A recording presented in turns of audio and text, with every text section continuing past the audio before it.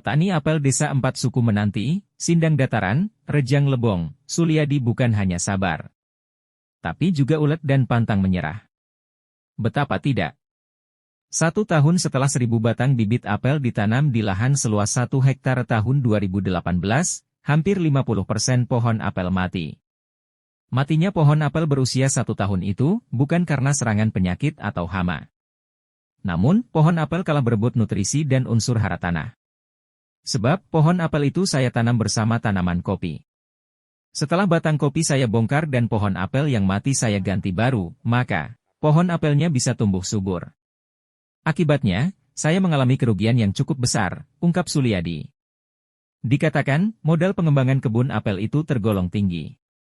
Untuk biaya pengadaan 1.000 bibit apel, pengadaan pupuk dan biaya pemeliharaan kebun apel hingga berbuah di usia 3 tahun itu mencapai 700 juta rupiah. Kini, dalam kondisi normal tiap batang rata-rata menghasilkan buah sebanyak 30 kg, 40 kg dengan harga Rp35.000 per kilogram.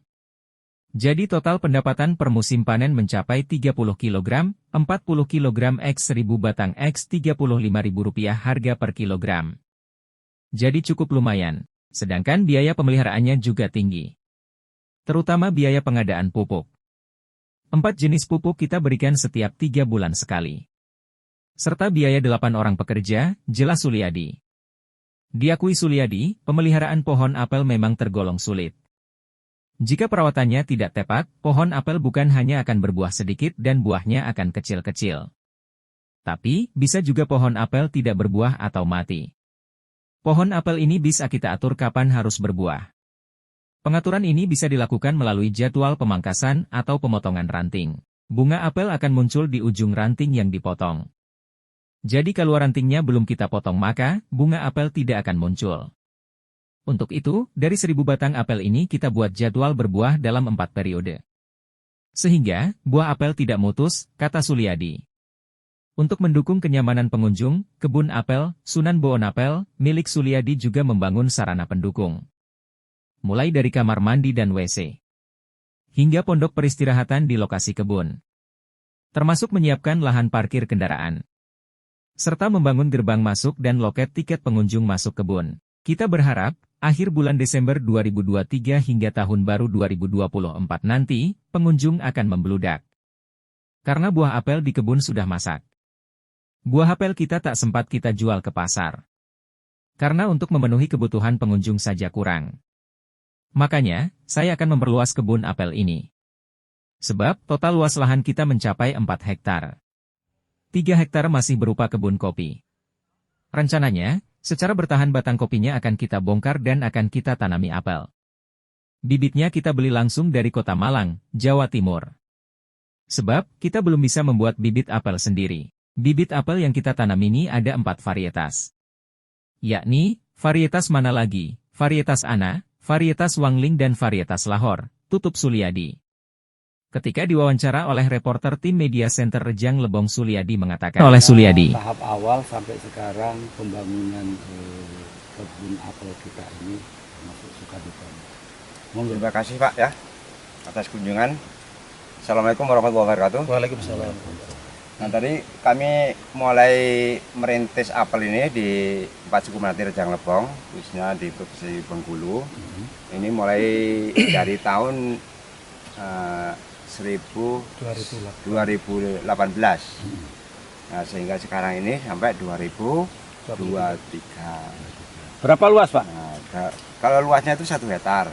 1 hektar itu berapa batang? 1 hektar itu 1.000 batang Pak. 1.000 batang ya. Itu ditanami berapa varietas Pak? 4 varietas Pak.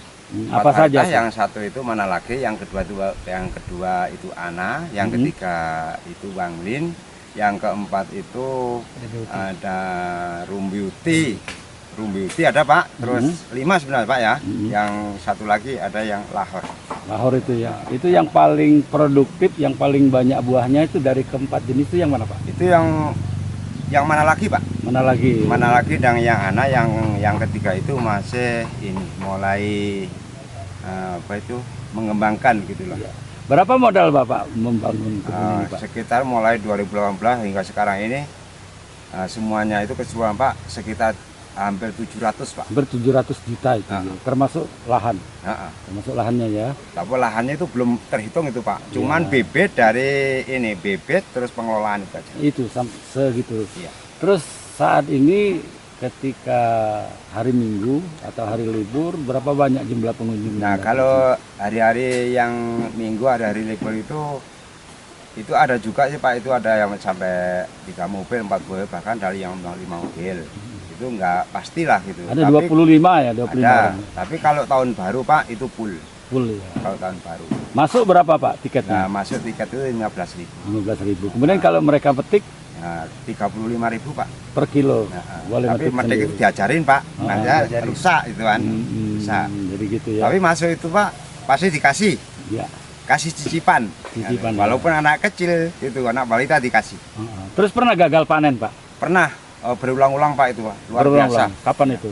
Ya mulai tahun 2019 Pak. 18 Menjelang COVID. nah, menjelang Covid. Baru tahun pertama. Iya, COVID. Heeh. Itu berulang-ulang. Bibit ini enggak sekaligus ngambil Pak kami. Bertahap ya. 4 kali. 4 kali ngambil. Jadi waktu itu kenapa gagal panen itu? Karena gagal itu dulu itu belum ada pengalaman. Nah, terus di kebun kami ini semuanya malah kebun kopi Pak. Nah, setelah uji coba kebun kopi sebagian kami bongkar, ternyata pertumbuhan itu luar biasa. Jadi dia kalah dengan kopi kalah ya. dengan kopi. Nah, Sekarang udah tahu ya. Nah, sekarang udah tahu kan. Nah, triknya itu adalah saya habiskan kopi itu, terus pengelolaan tanah saya berulang lagi, diperbaiki lagi. Nah, ternyata sekarang hasilnya kayak gini. Terus kita jual bibit enggak Pak? Nah, kalau bibit itu masih tetap dari Jawa Pak. Jadi kita tidak membuat, Belum kemudian bisa kita jual, itu. belum bisa. Belum Ya? bisa. Jadi kita tetap datangkan dari Masalahnya itu dari Malang. yang saya ambil dari Jawa itu Pak, itu yang umurnya itu sekitar udah 30-an tahun Pak. Udah 30 tahun. Dia setek Pak. Iya, setekan. Makanya kami cari bibit itu yang super walaupun harga mahal. Yang penting itu buktinya tuh ada kayak gini. Satu batang berapa gitu? Satu batang kalau dari sini itu sekitar 150 Pak. Sudah sama ongkir. Iya. Satu Oke. mesin. Enggak patah-patah pengiriman. Itu ngambil sendiri, bawa mobil sendiri Pak. Oh, bawa sendiri. Bawa sendiri. Oke, makasih Pak ya, Pak Suliadi. Iya. Satu lagi Pak, katanya kalau apel ini untuk panennya bisa kita atur Pak ya? Sana? Nah, bisa Pak. Bisa. Bisa.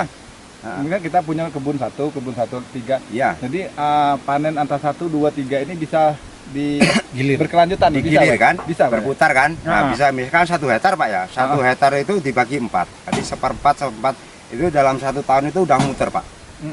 Jadi Ini misalkan itu ada pengunjung itu nggak sampai ke pengunjung kecewa. Oh, gitu. Tidak ada Nah, putus itu Pak ya? Nggak Seperti kopi terputus. kan putus Nah, itu ya? sekarang ini kita mulai ngerintis ini. Ini yang pertama, nanti yang kedua itu nanti dilihat di bawah situ masih pruning. Proses pruning ada di sana. Jadi ngaturnya gimana tuh Pak? Nah, ngaturnya itu tadi dilambatkan Pak. Misalnya ini serempak ini kan. Nah, terus yang sebagian itu berapa batang itu kan, itu nggak usah dipruning dulu. Nah, kalau mau dilanjutkan dibikin trip gitu kan. Nah, terus misalnya buah sudah segini, itu baru yang sebagian itu baru mempruning. Oh, berarti dipotong baru berbuah dia. Nah, baru bukan bunga. Pak, baru Oh, belum bunga bunga. dulu. Bunga dulu. Nah, itu loh, bunga dulu kan. Begitu dipotong, nanti 25 hari atau sampai sebulan itu mulai bunga. Keluar bunga. Jadi kalau Keluar lambat bunga. motongnya lambat berbunga dia. Ya. Ya, itu udah bisa diatur tadi. Bisa diatur. Nah, cara bikin tangkainya gini Pak ya. Ini juga ya diatur ini. Nanti semuanya terserah kita yang ngatur itu. Oke, makasih. Dari tim Media Center Rejang Lebong melaporkan.